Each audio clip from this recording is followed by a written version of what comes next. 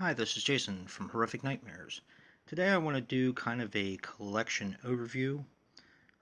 This is going to be on my Shriek show titles, and this is kind of a response to the horror sections video that he's been doing for his Anchor Bay collection, and I'll get to the reason for that later in my overview. But I just kind of wanted to show off some of my titles. I don't have a lot of them, but it's getting there. I'm growing my collection. I love Shriek Show. Um, I think they were an incredibly underrated seller. I think they were originally Media Blasters, if I'm not mistaken. But being a horror fan and a Giallo fan and stuff like that, they released a lot of titles that I thought were very interesting on DVD. They still sorry about that, my voice is going. They are still releasing some Blu-rays here or there, so it's kind of like, are they out of business? Are they not out of business? So I'm not really sure, but if anybody knows about Shriek Show or Media Blasters, or if they're out of business or not, comment below. I'd be interested to hear your thoughts on that. But let's get started. This is one I just picked up recently. It is a vampire triple feature. It has the Central Park Drifter in it, or Graveyard Shift. It has Fiance of Dracula and Two Orphan Vampires. But this is Two Orphan Vampires.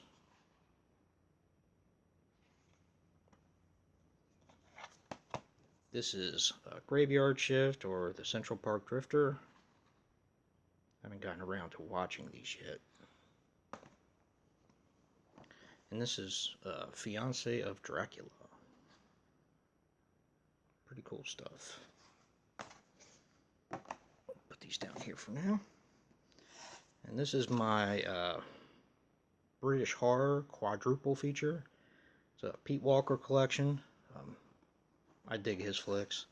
I have to pick up some more of his stuff in on Shriek Show. Either that, or I know they have a lot of his titles on the Kino Redemption line. Frightmare, one of my absolute favorites. It's a cool one. The House of Whipcord.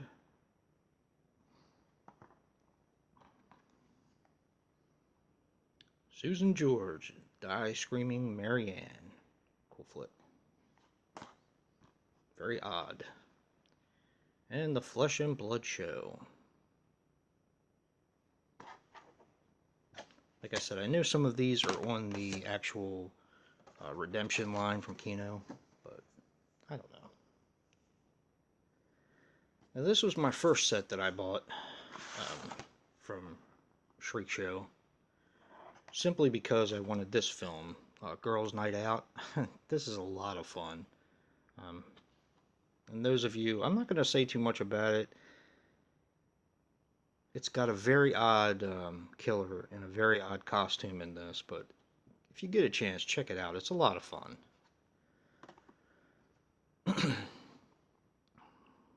Blood Sisters, which is, it's okay. It's not great. It's not terrible. It's okay. And One Dark Night. Now, I know this just came out on Blu-ray from Code Red, but I like this copy. I don't know. I like this version of it.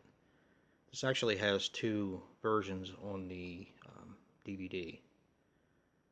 It's a 2 DVD set. And it comes with two versions of the film. So, I don't know. I like my copy of it. Thought about upgrading, but I was like, nah. Let's see. Grab these. Zombie Pack. This has Zombie 3.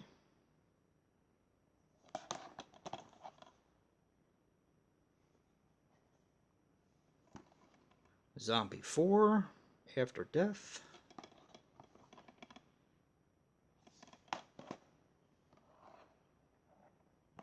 And And Zombie 5. One of them is about to fall on the ground. Killing birds. Caught it. How about that? I can play for the Baltimore Orioles. They're doing so good this year. Those of you who are familiar with Major League Baseball know that Orioles are actually not doing too well this year. And that's my hometown, sad as I am to say it, my hometown baseball club. Now I cannot get these out to save my life. This is the Zombie Pack 2 that has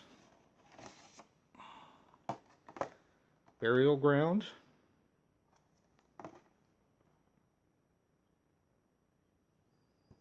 thought about upgrading that one. That's a nice little zombie film, very odd.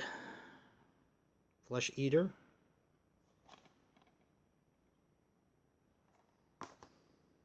and a really awesome one, Zombie Holocaust, which this does have a reversible cover,